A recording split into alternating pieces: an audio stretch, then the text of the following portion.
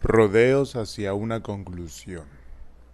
En su origen, en la antigua Grecia, las fronteras entre las ciencias y la filosofía eran indiscernibles.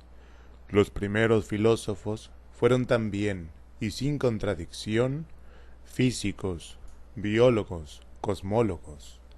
El ejemplo mejor es el de Pitágoras, matemático y fundador de un movimiento filosófico religioso. Un poco más tarde comienza la separación, y Sócrates la consuma. La atención de los filósofos se desplaza hacia el hombre interior. El objeto filosófico por excelencia, más que la naturaleza y sus misterios, fue el alma humana, los enigmas de la conciencia, las pasiones y la razón. Sin embargo, no decreció el interés por la fisis y los secretos del cosmos. Platón cultivó las matemáticas y la geometría. Aristóteles se interesó en las ciencias biológicas, Demócrito y el atomismo. Los estoicos elaboraron un sistema cosmológico que tiene aspectos extrañamente modernos. Con el fin del mundo antiguo, se precipitó la separación. En la Edad Media las ciencias apenas si se desarrollan y fueron más prácticas que teóricas, mientras que la filosofía se convirtió en sierva del saber supremo, la teología. En el Renacimiento comienza de nuevo la unión entre el saber científico y la especulación filosófica.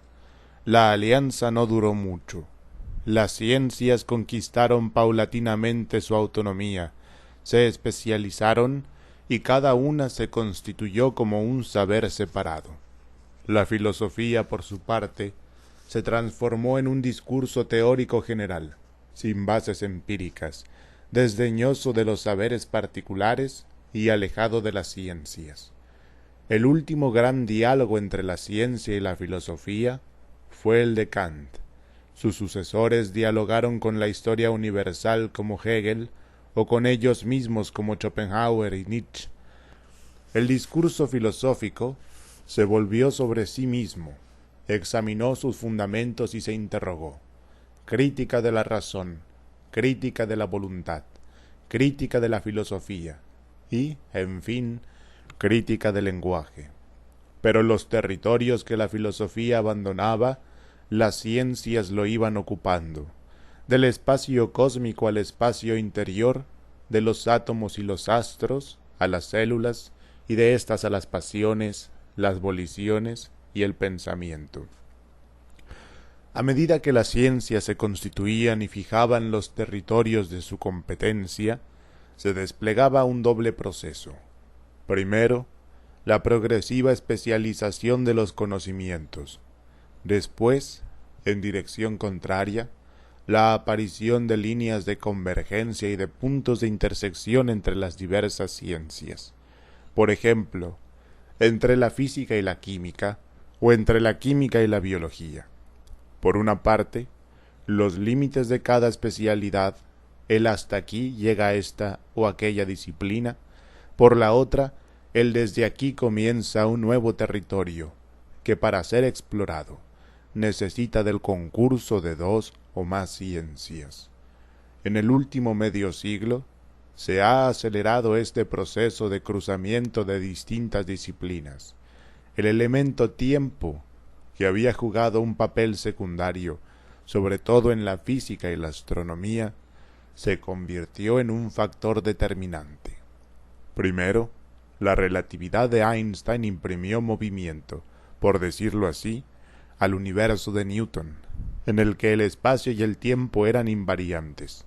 Después, la hipótesis del Big Bang, o como la llama acertadamente Jorge Hernández Campos, Gran Pum, introdujo al tiempo en la especulación científica. Si el universo tuvo un comienzo, también tendrá, inexorablemente, un fin. O sea, el cosmos tiene una historia, y uno de los objetos de la ciencia es conocer esa historia y contarla. La física se volvió crónica del cosmos. Nuevas preguntas se dibujaron en el horizonte, cuestiones que la ciencia, desde Newton había desdeñado, tales como el origen del universo, su fin probable y la dirección de la flecha del tiempo. Está obligada a seguir la curvatura del espacio y así a volver sobre sí misma. Estas cuestiones, provocadas por el desarrollo mismo de la física, son sin duda legítimamente científicas. Asimismo, son de orden filosófico. La cosmología contemporánea, dice un especialista, es una cosmología especulativa, intersección de la ciencia más moderna y de la más antigua filosofía. Las preguntas que hoy se hacen los científicos se las hicieron hace 2500 años los filósofos jónicos, fundadores del pensamiento occidental. Sometidas a la rigurosa crítica de la ciencia, estas preguntas hoy regresan y son tan actuales como en los labores de nuestra civilización. Ahora bien, si las preguntas que hoy se hacen los cosmólogos son las mismas del principio, ¿lo son sus respuestas? Entre los libros que sobre estos asuntos los legos hemos podido leer con mayor provecho, se encuentra el de Steve Weinberg, The First 3 Minutes, 1977. Ciencia e Historia. Este libro es el relato más comprensible, claro e inteligente de los 3 minutos que sucedieron al Big Bang. Todo lo que ha pasado en el cosmos desde hace millones de años es una consecuencia de ese fiat lux instantáneo. Pero, ¿qué pasó o qué había antes? Como la Biblia y otros textos religiosos y mitológicos, los científicos nada nos dicen acerca de lo que hubo o sucedió antes del comienzo. Weinberg dice que sobre esto nada se sabe, y que además nada se puede decir.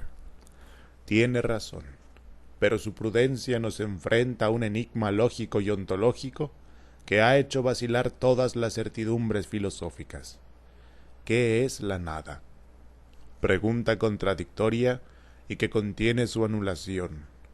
Es imposible que la nada sea algo, porque si fuese esto o aquello, no sería, dejaría de ser nada. Pregunta insensata y cuya única respuesta es el silencio, que tampoco es una respuesta. Afirmación inobjetable. Nada se puede decir de la nada. No obstante, postular a la nada, al no ser, como anterior al ser, según se deduce de la hipótesis del Big Bang, es afirmar algo igualmente contradictorio. La nada es el origen del ser. Esta afirmación nos lleva directamente a la sentencia que es el fundamento religioso, no racional, del judeocristianismo. En el principio Dios creó al mundo de la nada. La respuesta religiosa introduce un tercer enigma entre el enigma que es el no ser y el enigma que es el ser. Dios. Pero la hipótesis científica es aún más misteriosa que la Biblia. Omite al agente creador. Confieso que me parece más razonable, aunque me deja igualmente perplejo e insatisfecho, la creencia religiosa. Un agente creador, Dios, que es el sumo ser, saca de sí mismo a la nada.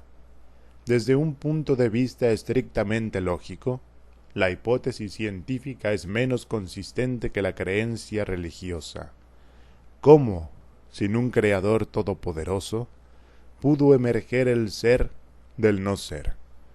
Los filósofos paganos acogieron con una comprensible sonrisa de incredulidad la idea judía y cristiana de un Dios que hace de la nada un mundo. ¿Cuál habría sido su reacción ante la hipótesis de un universo que brota repentinamente de la nada, sin causa y movido por sí mismo? Ante la imposibilidad lógica y ontológica de deducir al ser de la nada, Platón imaginó un demiurgo que, mezclando los elementos preexistentes, había creado, o más exactamente, recreado al mundo. El demiurgo se inspiró en las ideas y las formas eternas. El mundo y nosotros somos copias, trasuntos, reflejos de la realidad eterna. Por su parte, Aristóteles concibió un motor inmóvil, lo que fue una pequeña contradicción. ¿Cómo puede ser inmóvil un motor, aunque menos flagrante que la de la Biblia? Tal vez para esquivar estos escollos, varios científicos modernos, entre ellos Hawking, piensan que probablemente, antes del Big Bang, lo que sería después el universo era una singularidad cósmica, una suerte de agujero negro primordial. Los agujeros negros no están regidos por las leyes del espacio-tiempo cósmico, sino por los principios de la física cuántica, es decir, por el principio de indeterminación. Las singularidades de Hawking y de otros recuerdan inmediatamente al caos original de la mitología griega. Esta idea fue recogida y reelaborada con gran sutileza por los neoplatónicos. Para Plotino fue la imagen invertida del uno, lo múltiple. Pero así como del uno nada se puede decir, ni siquiera qué es, pues está antes del ser y el no ser, tampoco se puede decir nada de lo múltiple. Cada una de las propiedades que lo definen al mismo tiempo lo niegan. El caos de los neoplatónicos es una hermosa premonición de los agujeros negros de la física contemporánea. La hipótesis de un agujero negro primordial es más consistente que las otras. En el principio había algo, el caos. Esta idea nos conduce a otra.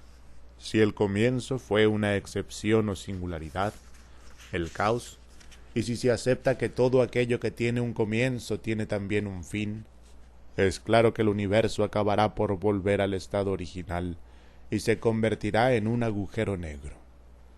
Un agujero negro es materia reconcentrada, máxima entropía. En cierto momento de su condensación, está destinado a estallar en un Big Bang y a recomenzar todo de nuevo. Esta hipótesis nos recuerda a los estoicos, que habían imaginado una sucesión de creaciones y destrucciones.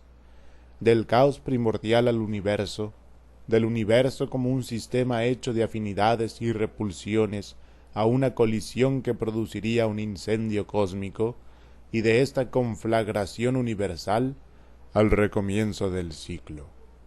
Este pequeño recorrido nos revela que la moderna cosmología especulativa regresa continuamente a las respuestas que nuestra tradición filosófica y religiosa ha dado a las preguntas sobre el comienzo del mundo. Con extraordinaria presunción, algunos filósofos han decretado la muerte de la filosofía. Para Hegel, la filosofía se había realizado en su sistema. Para su continuador, Marx, había sido sobrepasada por la dialéctica materialista. Engels sostuvo el fin de la cosa en sí kantiana, resuelta en producción social por la acción del trabajo humano. Heidegger acusó a la metafísica de ocultar al ser. Otros hablaron de la miseria de la filosofía. Con la misma arrogancia, hoy podría hablarse de la miseria de la ciencia. No lo creo. Mejor dicho, creo lo contrario. La gran lección filosófica de la ciencia contemporánea consiste precisamente en habernos mostrado que las preguntas que la filosofía ha cesado de hacerse desde hace 2 siglos, las preguntas sobre el origen y el fin, son las que de verdad cuentan. Las ciencias, gracias a su prodigioso desarrollo, tenían que enfrentarse a esos temas en algún momento. Ha sido una bendición para nosotros que ese momento haya sido nuestro tiempo. Es una de las pocas cosas, en este crepuscular fin de siglo, que enciende nuestro ánimo una pequeña luz de esperanza. En 1954, en una carta a un colega, Einstein decía: «El físico no es sino un filósofo que se interesa en ciertos casos particulares. De otro modo, no sería sino un técnico. Podría añadirse que esos casos particulares, en el transcurso de una generación, han revelado ser los centrales. En otra ocasión, al hablar de sí mismo y de su obra, Einstein escribió: «Yo no soy realmente un físico, sino un filósofo e incluso un metafísico». Si esta frase hubiese sido escrita ahora, tal vez Einstein la habría formulado de un modo ligeramente distinto. Soy un físico y por eso mismo soy un filósofo e incluso un metafísico. Juicio perfectamente aplicable a los cosmólogos especulativos contemporáneos. La pregunta sobre el origen reaparece en el dominio de la biología. ¿Cuándo y cómo comenzó la vida en la Tierra? Para responder a esta pregunta es necesario, de nuevo, el concurso de varias disciplinas: la física y la astronomía, la geología, la química, la genética. La mayoría de los entendidos piensan que la aparición sobre la Tierra del fenómeno que llamamos vida tiene algo de milagroso, con lo cual quieren decir que es difícilmente explicable. De tal modo son numerosos y complejos los factores físico-químicos y ambientales que deben reunirse para que, espontáneamente y sin la acción de un agente externo, pueda producirse la vida. Uno de los más notables geneticistas contemporáneos, Francis Crick, que obtuvo el premio Nobel en 1962 por su descubrimiento, con James Watson y Maurice Wilkins, de la estructura molecular del DNA, ha dedicado un libro a este tema, Life Itself, Its Origins and Nature, 1981. Crick comienza por decirnos que es casi imposible que la vida sea oriunda de nuestro planeta. Hay que buscar fuera su origen. ¿Dónde? Desde luego no en el sistema solar, por razones obvias, sino en otro sistema análogo al nuestro, en nuestra galaxia o en otra. Crick no lo especifica. Tampoco pretende localizar el lugar de su aparición. Sería imposible. Ni describe cómo pudo haber surgido la vida en ese incógnito planeta. Simplemente supone que allá, cualquiera que haya sido ese allá, las condiciones fueron más favorables que en la Tierra. Pero ¿cómo llegó la vida al globo terrestre? Debido a las distancias que separaban unos de otros a los soles y a las galaxias, sería imposible que criaturas vivas, incluso dueñas de una longevidad varias veces superior a la nuestra, pudiesen llegar a la Tierra y plantar las primeras semillas de vida. Un viaje de esa naturaleza tendría una duración de miles de millones de años terrestres. Años antes de Crick, en 1903, frente a dificultades semejantes, otro premio Nobel, el físico sueco S.A. Arrhenius, había ideado una ingeniosa hipótesis: nubes de esporas flotantes, venidas del espacio exterior, habían caído en la Tierra cuando nuestro globo era lo que, con expresión pintoresca, los científicos llaman un caldo de cultivo, favorable a la reproducción de bacterias y otros organismos elementales. Arrhenius llamó a su hipótesis panespermia. Crick recogió esta idea, la modificó y la desarrolló en una curiosa mezcla de especulación lógica y de fantasía. La hipótesis de Arrhenius tenía un defecto: la inmensidad de las distancias y las inclemencias del espacio habrían destruido a las nubes de frágiles esporas mucho antes de que hubiesen podido acercarse a nuestro planeta. De deducción en deducción, Crick llegó a una conclusión lógicamente irreprochable. Las bacterias tenían que haber llegado a la Tierra en vehículos herméticamente cerrados e invulnerables a las lluvias de asteroides y a las otras inclemencias del espacio exterior. De las naves estelares a sus constructores no había sino un paso, una civilización. en un momento muy alto de su evolución, había decidido propagar la vida entre los planetas de otros sistemas. Crick no dice cómo esos sabios y filantrópicos seres lograron averiguar las condiciones de la Tierra y de los otros planetas que escogieron. En cambio, supone que esta decisión fue tomada cuando aquellos sabios descubrieron que su civilización y ellos mismos estaban condenados a la extinción. Entonces, en un acto de filantropía cósmica destinado no a salvarlos a ellos, sino a la vida misma, idearon transportar los gérmenes vitales a otros planetas en naves inmunes a las vicisitudes de un viaje tan azaroso. ¿Por qué las bacterias? Por ser los únicos organismos que, preservados en un medio favorable, podrían reproducirse indefinidamente y resistir así la duración de un viaje interestelar. Ya en tierra, las bacterias repetirían los pasos de la evolución natural, que las llevarían a la aparición de la especie humana y un poco más tarde, al momento en que Crick escribiría su libro en el que expondría su teoría panespermia dirigida. El libro de Crick es sorprendente por varias razones. Dos de ellas son su rigor deductivo y su nobleza moral. Sin embargo, tiene algunas inconsistencias, como el episodio de los dinosaurios.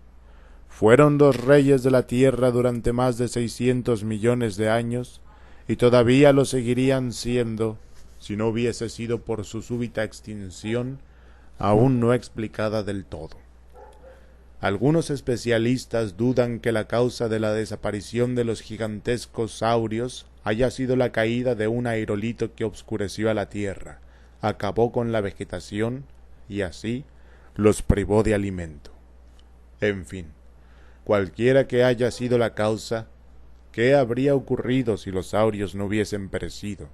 ¿Qué rumbo habría tomado la evolución? El episodio de los dinosaurios significa la intervención del azar y del accidente en el fundamento mismo de las ciencias biológicas, la evolución natural. Su extinción súbita era imprevisible. Así pues, la aparición de la inteligencia humana sobre el planeta se debe a un accidente. La introducción del factor tiempo en la biología la convierte en historia. Y ya se sabe, la historia es impredecible. Somos hijos del azar. Crick no se hace estas preguntas, pero, como en el caso de las cosmologías especulativas, es imposible no advertir sus involuntarias, no buscadas coincidencias con las hipótesis y doctrinas de la antigüedad sobre estos temas. La civilización extraterrestre de Crick tiene más de un parecido con el demiurgo de Platón o con los de varias sectas gnósticas de los primeros siglos de nuestra era. Los extraterrestres no crearon a la vida. Así Crick esquiva el escollo lógico de sacar de la nada al ser, como el demiurgo del Timeo. Usan los elementos ya existentes, los combinan y los lanzan al espacio. Las bacterias descienden a la Tierra como las almas de Platón. Pero hay una diferencia substancial.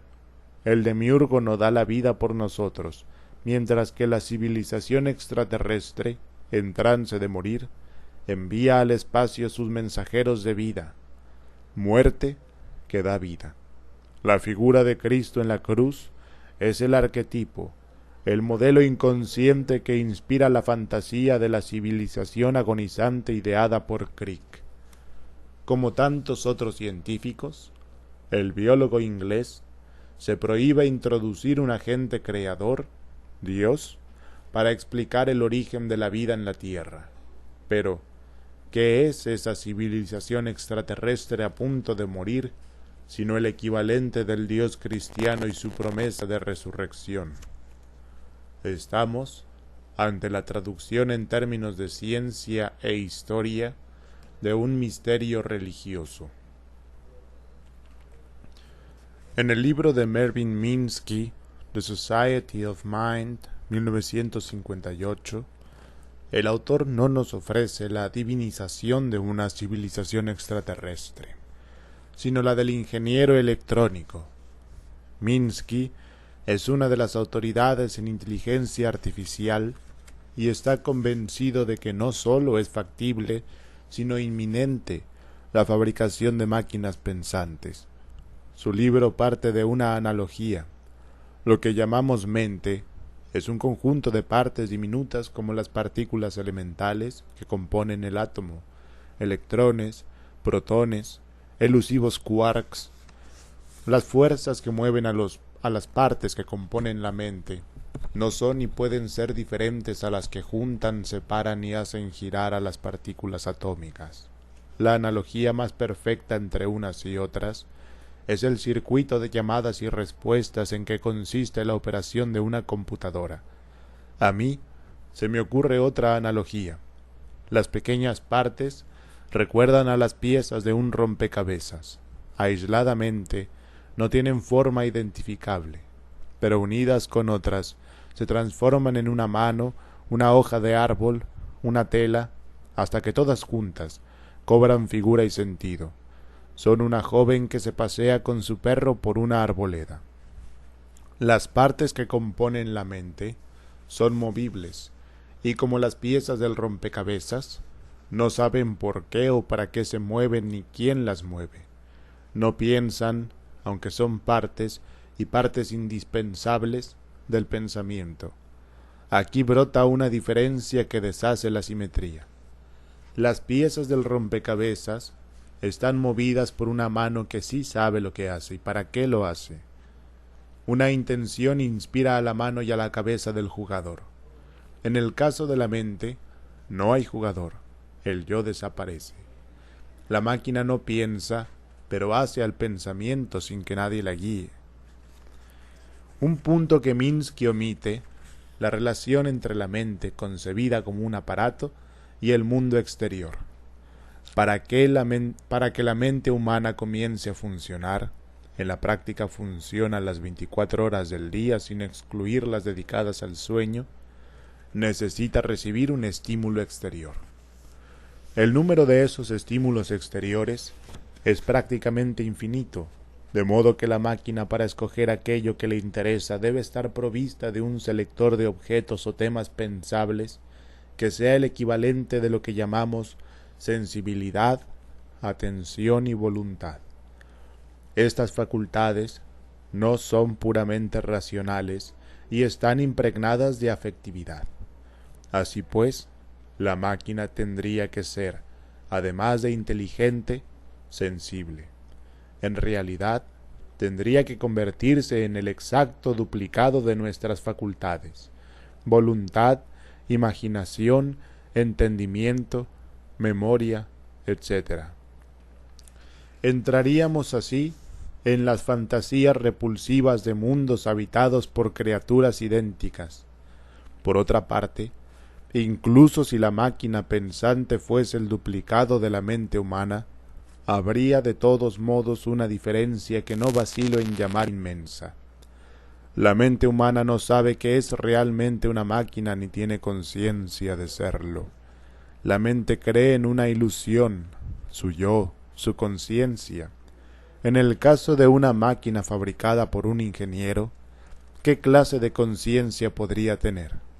Ante un estímulo dado, la máquina pensante comienza esa serie de operaciones que llamamos sentir, percibir, observar, medir, escoger, combinar, desechar, probar, decidir, etc.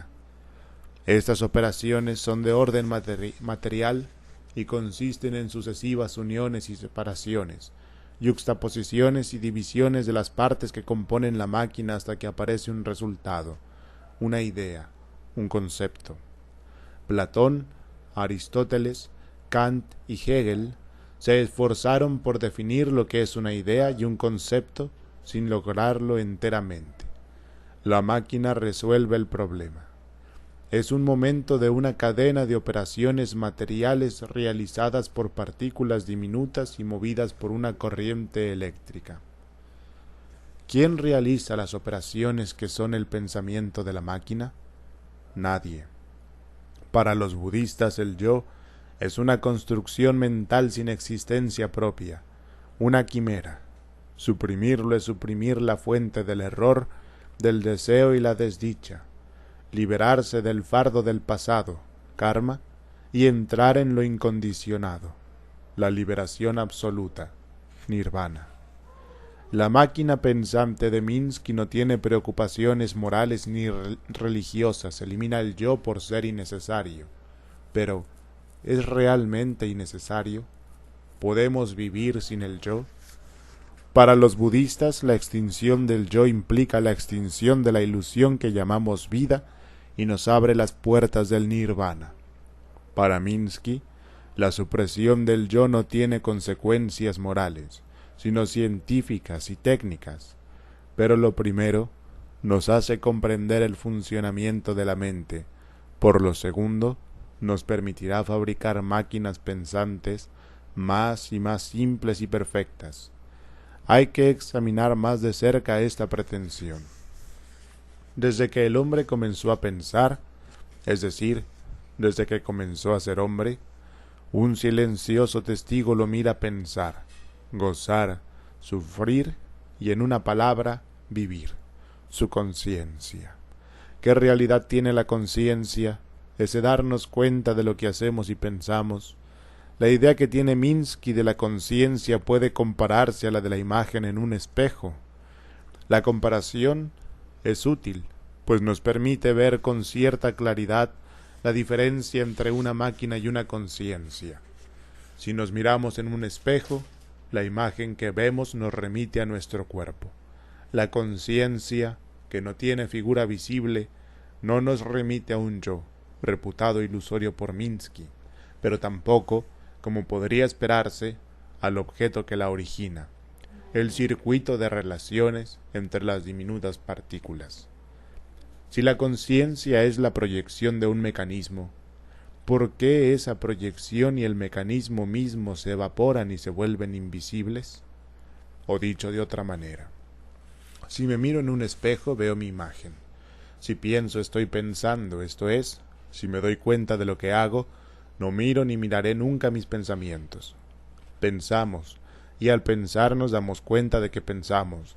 No obstante, no vemos lo que pensamos. Entonces, ¿cómo las descargas eléctricas que provocan los movimientos de las distintas partes que componen la mente, en lugar de transformarse en figuras visibles o audibles, se convierten en pensamientos invisibles y que no ocupan lugar en el espacio? Eliot dijo, entre el pensamiento y el acto cae la sombra. En este caso, la sombra se evapora. El pensamiento tiene cuerpo, pero no sombra. Es una máquina que vuelve invisible aquello que produce. Es una anomalía, una verdadera singularidad, en el sentido que da Hawking al término. La máquina pensante de Minsky se presenta como un modelo más simple, económico y eficiente de lo que llamamos mente o espíritu. La verdad es que introduce un misterio no menos arduo que la inmaterialidad del alma o que la transubstanciación del pan y el vino en la Eucaristía. Su máquina es milagrosa y estúpida. Milagrosa porque produce, con medios materiales, pensamientos invisibles e incorpóreos. Estúpida porque no sabe que los piensa. Descartes fue el primero, según parece, al que se le ocurrió la idea de ver la mente como una máquina, pero una máquina dirigida por un espíritu.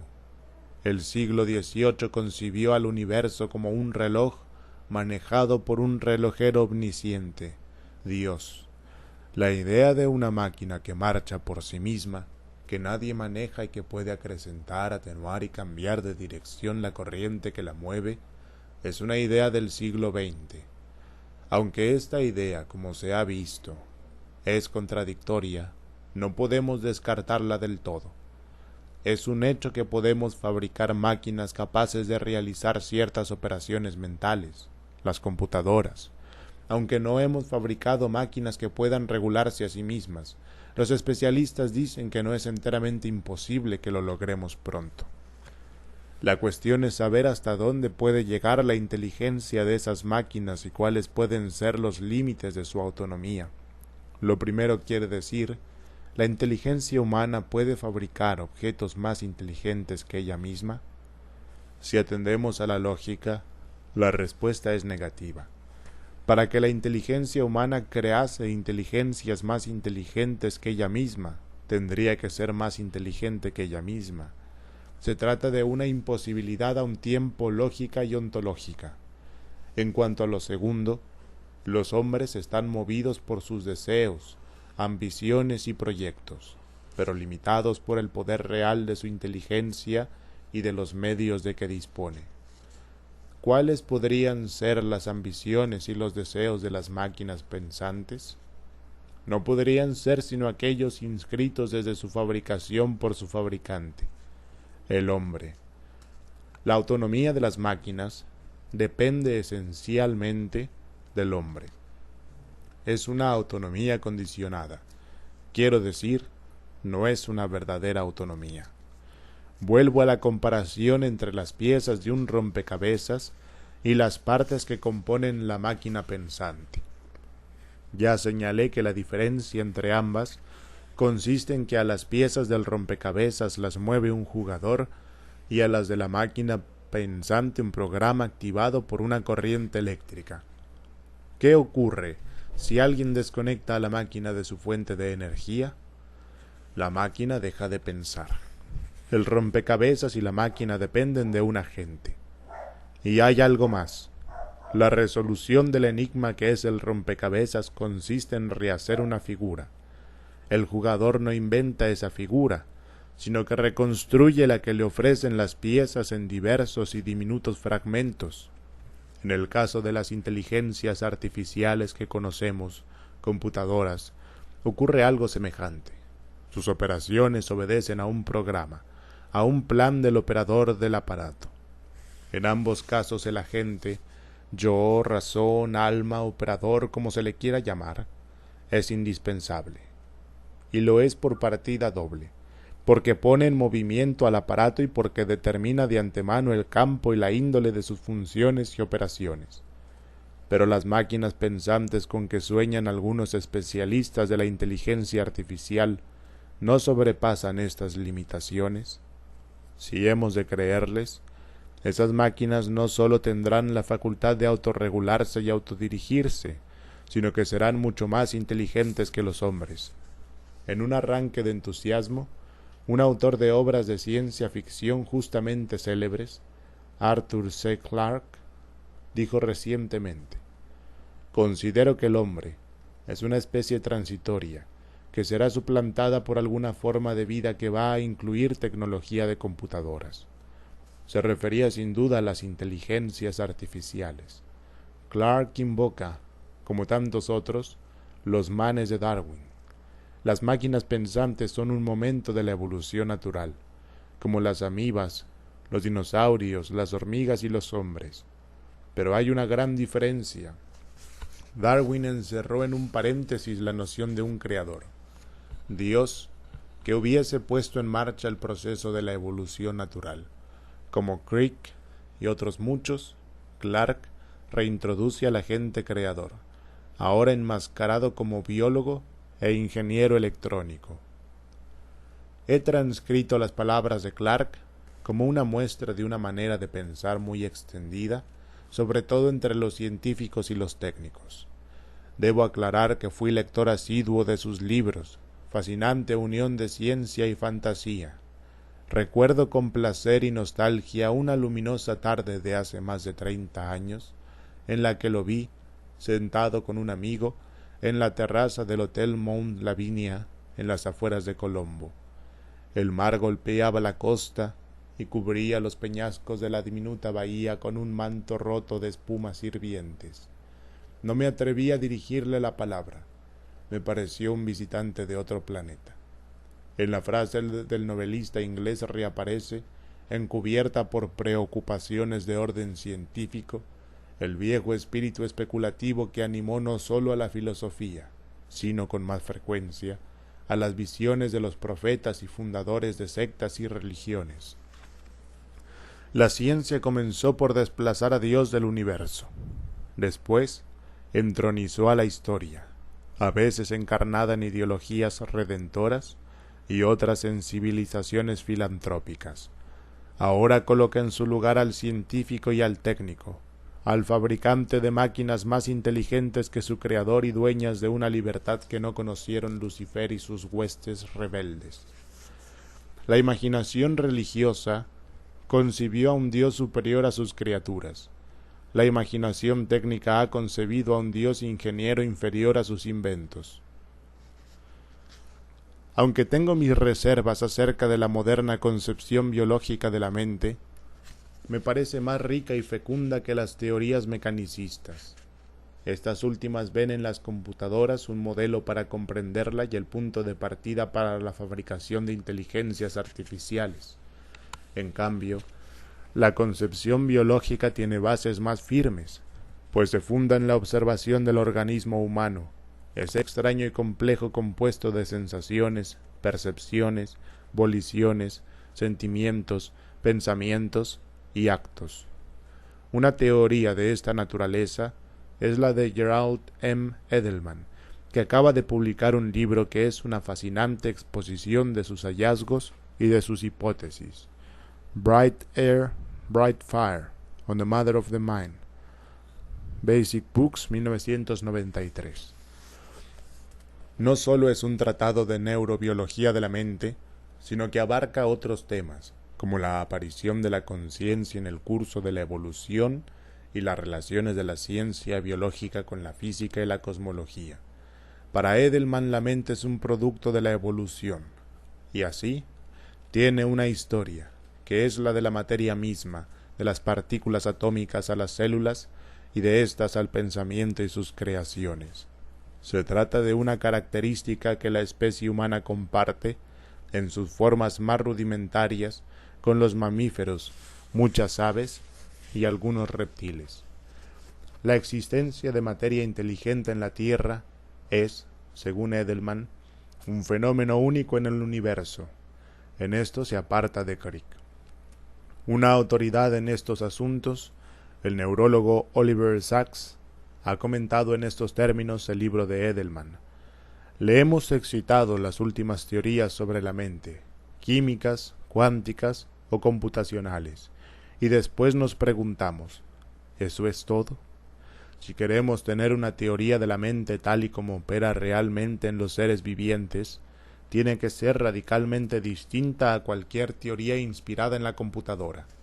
Tiene que fundarse en el sistema nervioso, en la vida interior de la criatura viva, en el funcionamiento de sus sensaciones e intenciones, en su percepción de los objetos, gente y situaciones, en la habilidad de las criaturas superiores para pensar abstracciones y compartir, a través del lenguaje y la cultura, la conciencia de otros. O sea, el modelo debe ser el hombre mismo, ese animal que piensa, habla, inventa y vive en sociedades, cultura. Oliver Sacks, Making Up the Mind, en The New York Review of Books, 8 de abril de 1993. Comentaré brevemente algunas de las ideas de Edelman. Como las anteriores, claro está, mis reflexiones no serán de orden científico. La primera ventaja de la nueva teoría es que desecha la analogía con las computadoras y se resiste al simplismo de las explicaciones meramente físico-químicas. Otra ventaja es su realismo. La mente debe estudiarse precisamente en su medio propio, el organismo humano, como un momento de la evolución natural. Cierto, la teoría es aún incompleta. Hay vastos territorios inexplorados, y muchas de sus hipótesis carecen de verificación empírica. Estas limitaciones no invalidan su fecundidad. Es una hipótesis que nos hace pensar. Edelman comienza por el comienzo, por la sensación en su forma más simple, que llama feelings, frío o calor, desahogo o estrechez, lo dulce o lo amargo, etc. Las sensaciones implican una valoración. Esto es desagradable, aquello es placentero, lo de más allá es áspero, y así sucesivamente hasta lo más complejo, como la pena que es también alegría o el placer que es dolor. Las sensaciones son percepciones embrionarias, pues ¿Sentiríamos si no nos diésemos cuenta de que sentimos? A su vez, la percepción es concepción. Al percibir la realidad, le imponemos inmediatamente una forma a nuestra percepción. La construimos. Cada percepción es un acto de creación. La idea del carácter creador de la percepción, comenta Sachs, aparece ya en Emerson. La verdad es que su origen se remonta a la filosofía griega y era corriente en la psicología medieval y renacentista. Corresponde a la teoría, vigente hasta el siglo XVII, sobre la función de los llamados sentidos interiores, el sentido común, la estimativa, la imaginativa, la memoria y la fantasía, encargados de recoger y purificar los datos de los 5 sentidos exteriores y transmitirlos como formas inteligibles al alma racional. La imagen o forma que recibe el entendimiento no es el dato crudo de los sentidos. En la tradición budista también aparecen estas divisiones en un orden ligeramente distinto: sensación, percepción, imaginación y entendimiento. Cada una de estas divisiones designa un momento de un proceso que convierte a los datos y estímulos exteriores en impresiones, ideas y conceptos. En la sensación está ya presente la percepción que transmite estos datos a la imaginación, que los entrega como formas al entendimiento, que por su parte los transforma en intelecciones.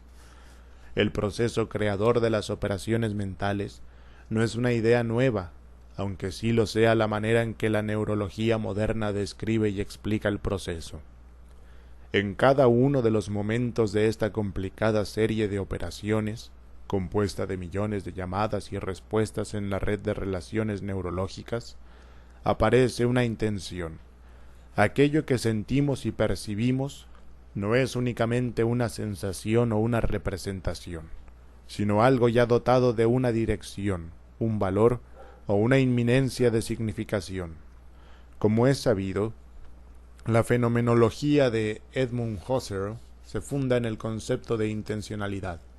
Husserl tomó esta idea modificándola substancialmente del filósofo austriaco Franz Brentano. En todas nuestras relaciones con el mundo objetivo, sensaciones, percepciones, imágenes, aparece un elemento sin el cual no hay ni conciencia del mundo ni conciencia de uno mismo.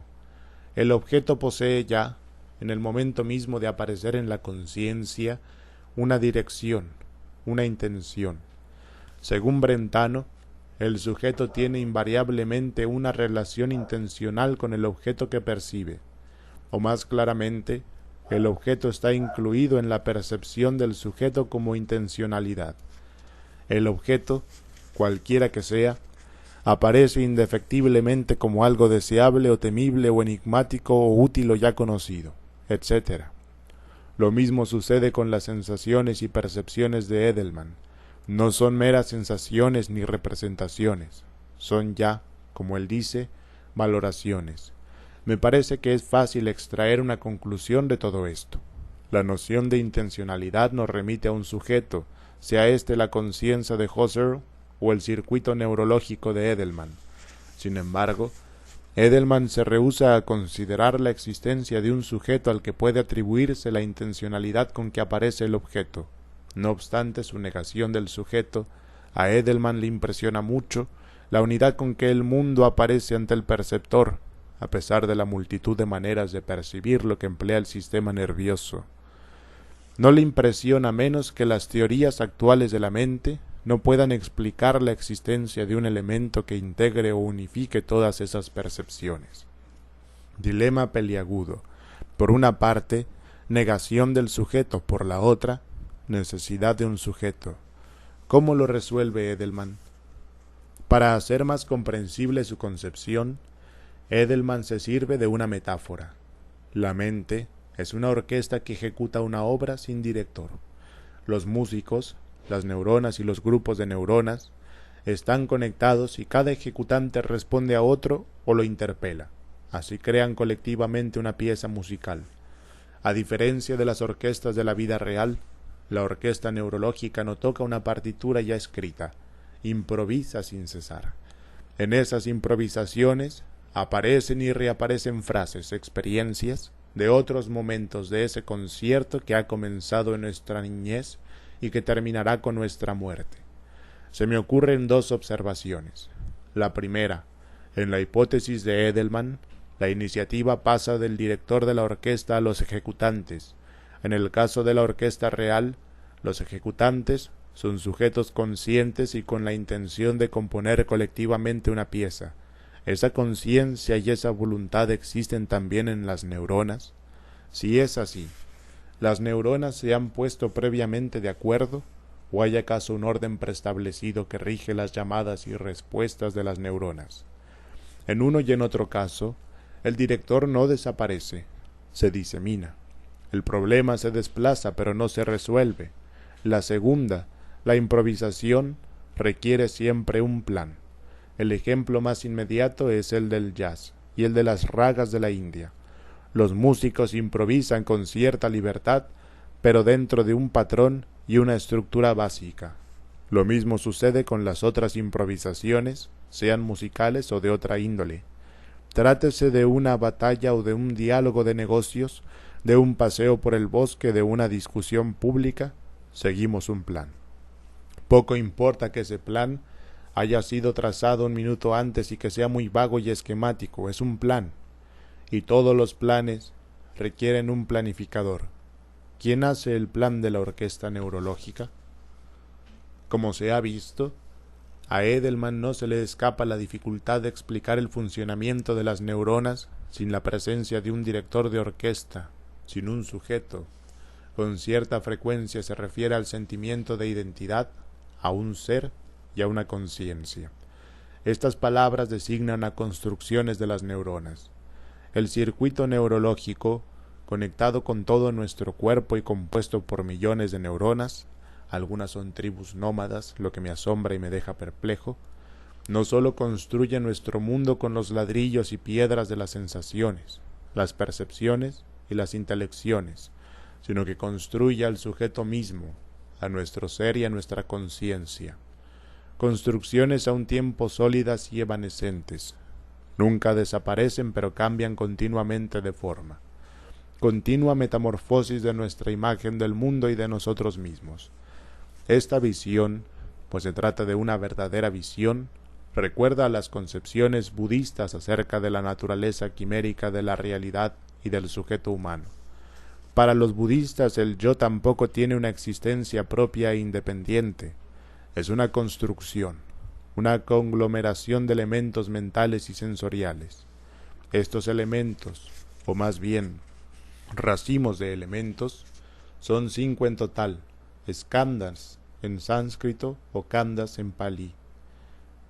Los elementos componen al sujeto y a su conciencia. Son el producto de nuestro karma, la suma de nuestros errores y pecados en vidas pasadas y en la presente. Por la meditación y por otros medios podemos destruir la ignorancia y el deseo, liberarnos del yo y entrar en lo incondicional, un estado indefinible que no es su vida ni muerte y del que no se puede decir absolutamente nada, nirvana. El parecido entre estas concepciones y las de la neurología es extraordinario. También son notables las diferencias. El constructor del yo, para el budista, es el karma. Para Edelman, el sistema nervioso. El budista debe destruir al yo si quiere escapar de la desdicha que es nacer y romper el lazo que lo ata a la rueda de las encarnaciones. Para Edelman, el yo y la conciencia son construcciones indestructibles, salvo por un trastorno del circuito neurológico, enfermedad o muerte. El yo es una construcción y depende de la interacción de las neuronas.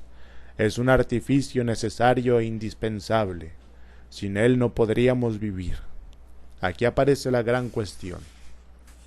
El día en que el hombre descubra que su conciencia y su ser mismo no son sino construcciones, artificios, ¿podrá seguir viviendo como hasta ahora?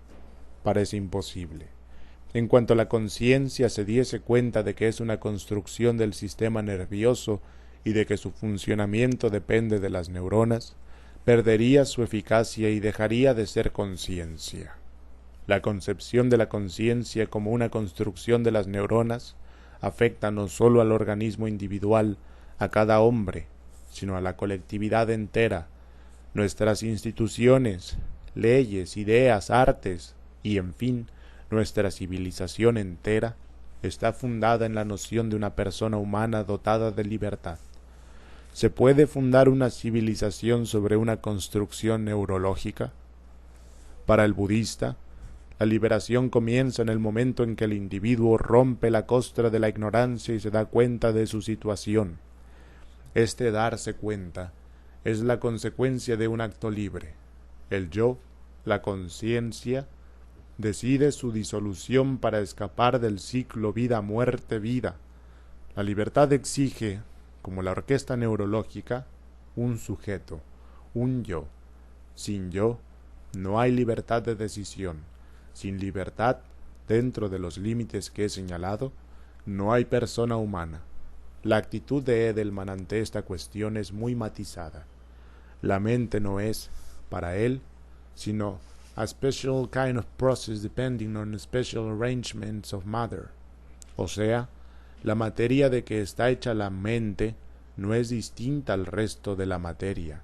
Lo que es único es su organización. De esta propiedad se deriva otra. Cada mente es distinta y única. Cada organismo humano es una colección de experiencias subjetivas, sentimientos y sensaciones, qualia. Este conjunto de experiencias, aunque comunicables hasta cierto punto por el lenguaje y por otros medios, constituye un dominio virtualmente inaccesible para las mentes ajenas. La pluralidad de mentes, señala Edelman, impide una teoría enteramente científica. Siempre habrá excepciones, variaciones y regiones desconocidas. Toda descripción científica de la mente está condenada a ser parcial. Nuestro conocimiento será siempre aproximado. Esta verdad abarca también a nuestra vida interior. Conocerse a sí mismo es, a un tiempo, una necesidad ineludible y un ideal inalcanzable. Así pues, el problema no consiste en aceptar la existencia de almas individuales, pues es claro que cada individuo es único y que no es una máquina. El problema consiste en aceptar que las mentes individuales son mortales. ¿Se puede fundar una moral sobre esta premisa? A mí no me parece imposible, y Edelman también parece creerlo, aunque se pregunta, ¿cuál sería el resultado de aceptar que cada espíritu individual es realmente corpóreo y de que precisamente por serlo es mortal, precioso e impredecible en su creatividad? En otro pasaje de su libro, sugiere que la nueva visión científica de la mente puede dar nueva vida a la filosofía, limpia ya de la fenomenología husserliana, ayuna de ciencia y de las reducciones de las teorías mecanicistas. Es imposible no estar de acuerdo con Edelman sobre estos puntos. Yo también creo que la filosofía necesita una nueva orientación, pero estas afirmaciones de Edelman contrastan extrañamente con muchas de sus ideas básicas. Más exactamente, las contradicen. Sachs señala que aún no podemos ver los grupos de neuronas, ni dibujar los mapas de sus interacciones. Tampoco podemos oír a la orquesta que sin cesar ejecuta sus improvisaciones en nuestro cerebro. De ahí que Edelman y sus colegas hayan concebido animales sintéticos, artefactos que actúan por medio de computadoras, pero cuya conducta, si se puede usar esa palabra, no está programada ni es robótica, sino no ética. De paso, una palabra de estirpe husserliana. Edelman no duda de que en un futuro no demasiado lejano será perfectamente posible fabricar artefactos conscientes. Y Sachs comenta, felizmente, esto no ocurrirá sino hasta bien entrado el siglo próximo. Felizmente, no podemos lavarnos las manos. Es imposible aplazar la discusión de un tema de esta gravedad hasta el siglo próximo. Confieso mi asombro y mi decepción. Estas divagaciones de un legua acerca de temas científicos de actualidad no han sido una mera digresión. Tuvieron un doble objeto. El primero, mostrar que las ciencias contemporáneas, no por insuficiencia, sino, al contrario, por su desarrollo mismo, han tenido que hacerse ciertas preguntas filosóficas y metafísicas que desde hace siglos habían decidido ignorar los científicos, fuese porque les parecía que estaban fuera de su jurisdicción o porque eran consideradas cuestiones superfluas, contradictorias o sin sentido. El hecho de que muchos y muy notables científicos formulen hoy esas preguntas tiene una clara significación. Abre la puerta para que vuelva a discutirse el viejo tema de las relaciones entre el alma y el cuerpo.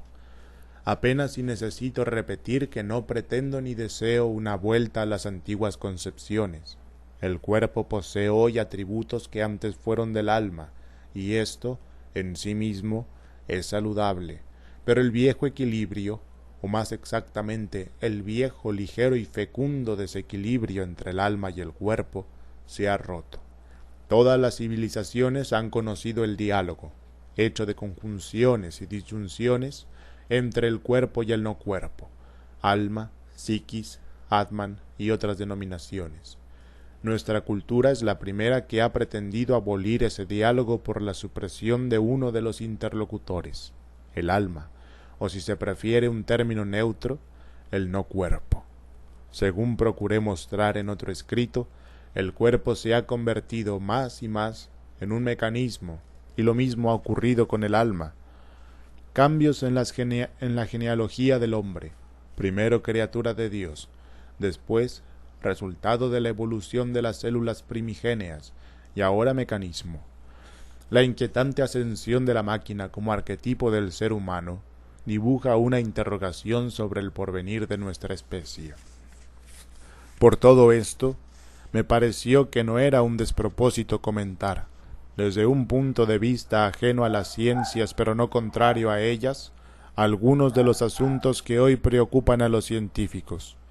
Me parece que los tiempos están maduros para iniciar una reflexión filosófica, basada en las experiencias de las ciencias contemporáneas, que nos ilumine acerca de las viejas y permanentes cuestiones que han encendido al entendimiento humano, el origen del universo y el de la vida, el lugar del hombre en el cosmos, las relaciones entre nuestra parte pensante y nuestra parte afectiva, el diálogo entre el cuerpo y el alma. Todos estos temas están en relación directa con el objeto de este libro, el amor y su lugar en el horizonte de la historia contemporánea. El segundo objeto de estas digresiones ha sido mostrar que, al malestar social y espiritual de las democracias liberales, descrito en el capítulo anterior, corresponde un malestar no menos profundo en la esfera de la cultura. En el dominio de la literatura y las artes, la dolencia se manifiesta por un doble fenómeno que he analizado en otros escritos. La comercialización de las artes, especialmente la pintura y la novela, así como la multiplicación y proliferación de modas literarias y artísticas de corta vida. Estas modas se propagan con la rapidez de las epidemias medievales y dejan tantas víctimas como ellas. En el caso de las ciencias ya aludí a lo más grave, la mecanización, la reducción a modelos mecánicos de complejos fenómenos mentales. La idea de fabricar mentes lleva espontáneamente a la aplicación de la técnica industrial de la producción en serie, la fabricación de clones, réplicas idénticas de este o aquel tipo de mente individual. De acuerdo con las necesidades de la economía o de la política, los gobiernos o las grandes compañías podrían ordenar la manufactura de este o aquel número de médicos, periodistas, profesores, obreros o músicos. Más allá de la dudosa viabilidad de estos proyectos, es claro que la filosofía en que se sustentan lesiona en su esencia a la noción de persona humana concebida como un ser único e irrepetible. Esto es lo inquietante de las nuevas concepciones, y esto es lo que hoy debemos discutir, felizmente o no. Si la criatura humana se convierte en un objeto que puede sustituirse y duplicarse por otro, el género humano se vuelve expendable, algo que puede reemplazarse con facilidad, como los otros productos de la industria. El error de esta concepción es filosófico y moral. Lo segundo es más grave que lo primero.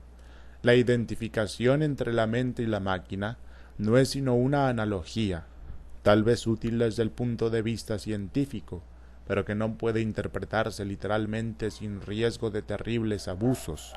En realidad estamos ante una variante de las sucesivas tentativas de deshumanización que han sufrido los hombres desde el comienzo de la historia.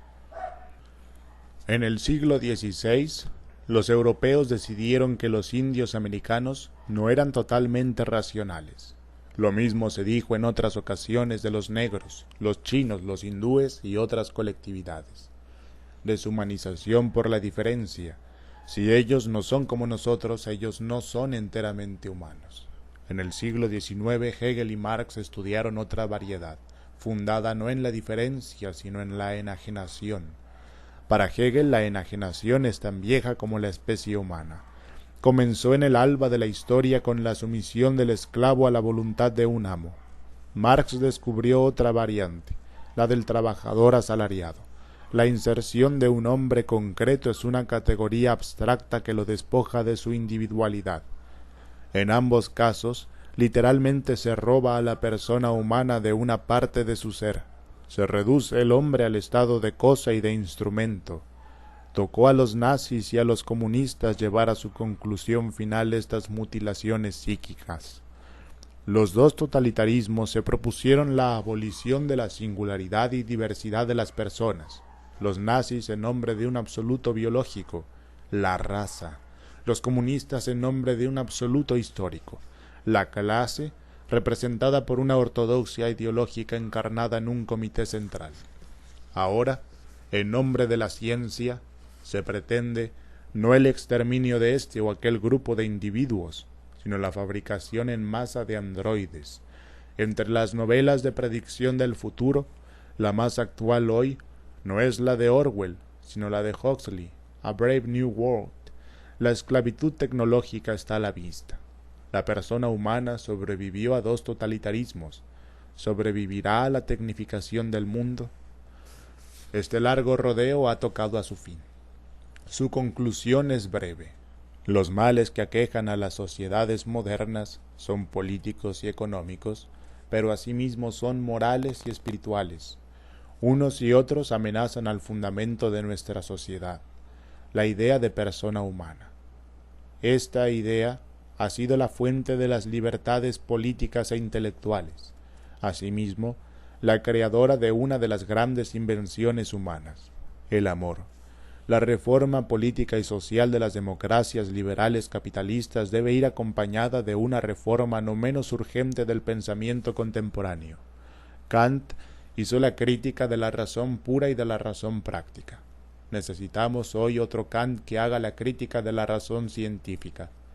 El momento es propicio, porque en la mayoría de las ciencias es visible, hasta donde los legos podemos advertirlo, un movimiento de autorreflexión y autocrítica, como lo muestran admirablemente los cosmólogos modernos. El diálogo entre la ciencia, la filosofía y la poesía podría ser el preludio de la reconstitución de la unidad de la cultura, el preludio también de la resurrección de la persona humana, que ha sido la piedra de fundación y el manantial de nuestra civilización.